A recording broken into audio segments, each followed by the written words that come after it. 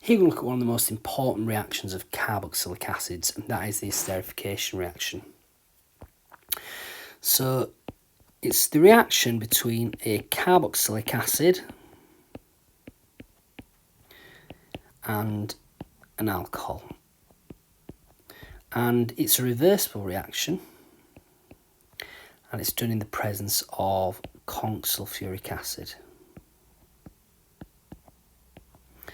And that produces an ester and also produces water as a product. Now, let's have a look at a specific reaction.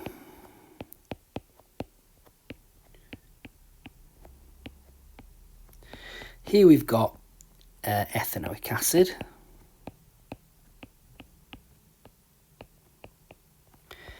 and we're going to react that with methanol. Now, the water which forms is from the OH of the acid and the hydrogen of the alcohol, and then the oxygen here will bond to this carbonyl-carbon. So my ester structure will look like this.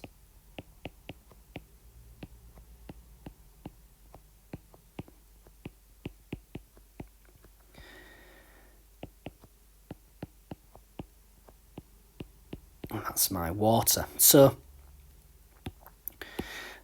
we can see here that this CH3CO from the acid is here, and then this OCH3 is here, and my hydrogen from my alcohol and the OH from the acid. So hopefully you can see from that colour coding where the atoms end up in the products. Now this is methanol.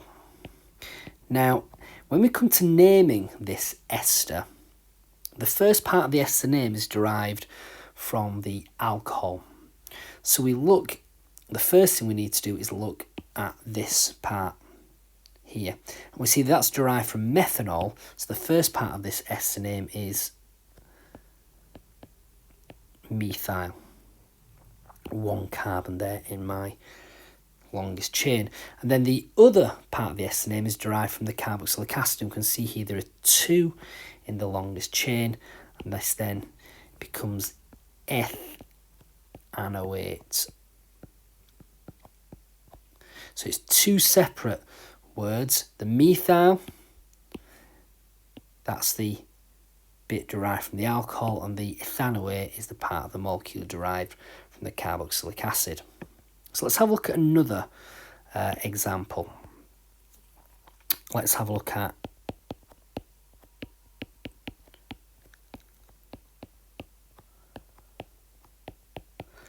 so here we've got propanoic acid, and we're going to react that with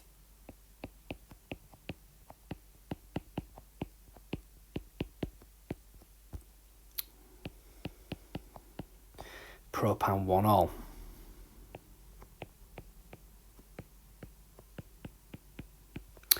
Again,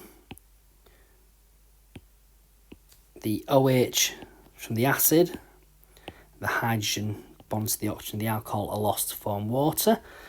Then this oxygen here will bond with this carbon, and that gives us the following ester structure.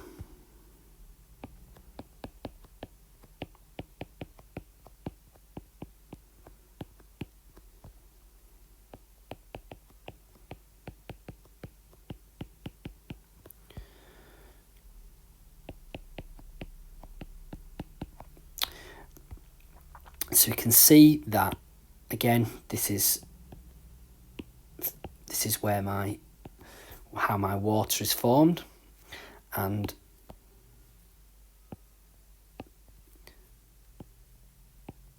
the bit highlighted in blue there is from the carboxylic acid, and the bits highlighted in orange are from the alcohol. Now, if we were going to name this, we can see that the longest chain here is 3. And again, we start with the alcohol, and that's then propyl. I've also got 1, 2, 3, my longest chain there. So that is propyl. Propanoate. Let's have a look at another one. Let's now have a look at propanoic acid. I'm now going to have a look at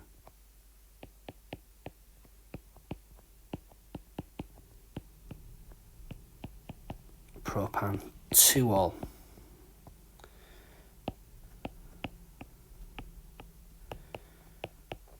So you should be trying to figure out what do you think the structure of that ester would be. Again, the OH from the acid is lost, and this hydrogen here from the alcohol is lost. So again, this oxygen will bond to that carbon. So the ester structure will be as follows.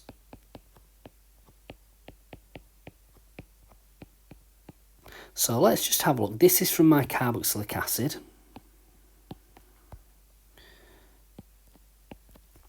And now this is from my alcohol. So now I've got this oxygen, and now I'm not going to write it in the same way as this, because this is from propan-1-ol. What we've got here is we've got this oxygen, then we've got the carbon with 2 CH3s either side. So I've got my carbon and my hydrogen, so this carbon and hydrogen here is this carbon and hydrogen here. Then I've got 2 CH3s either side.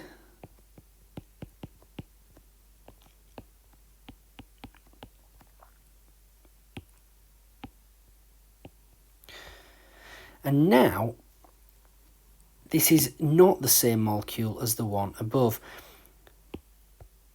Now, we've got 2 carbons in my longest chain and a methyl group here. Okay, so you can see that it is different. When I talk about my longest chain, it has to be the number of carbons after the oxygen 1, 2, 3. So here we've got 1, 2, but we can't go then backwards. Okay, so this now, the longest chain is an ethyl with a methyl group attached. So this ester, the first part of this ester name is methyl ethyl. So that's from my alcohol, and then from my acid part, it is still 3, my longest chain, and that is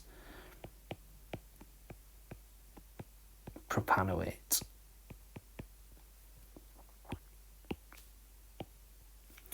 And again, we get water formed.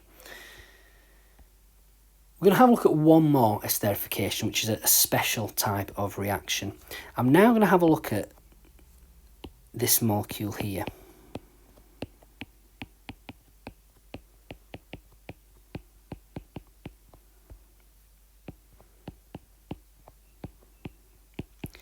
And I'm just going to number these. So here we've got a molecule. I wonder if we can name this, have a think about it. This molecule would be 4-hydroxybutanoic acid. And this molecule has got 2 reactive parts. You've got the alcohol and the carboxylic acid within the same molecule. And this molecule can actually react with itself, where we lose this hydrogen and we lose this OH. And what happens then is that the oxygen bonded to carbon 4 will then bond with this carbon 1, and we get then a cyclic molecule formed. So let's have a look and see what the structure of it would be. So again, you're going to form an ester. This here is carbon 1. Let's see what's still attached to carbon 1. We've got my carbon 2, carbon 3 and carbon 4. So this is carbons 1, 2, 3 and 4. And you'll see why I've done it in this this way rather than a straight line like this in a sec. Because what's going to happen then is this oxygen bonded to carbon 4 is going to also bond to carbon 1. So carbon 4, as you can see here, has got an oxygen bonded to it. Nothing's happened to this bond. It's not broken. So this carbon 4 has still got an oxygen attached. But now, this oxygen here is now also bonded to carbon 1. And that is shown by this bond here. And that is a cyclic ester. I'll just fill in my hydrogens.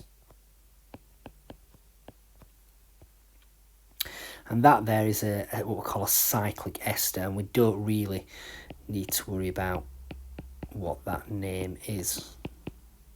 So that there shows you how esters are formed. Remember, it would be all these esterifications are done in the presence of a concentrated sulfuric acid catalyst.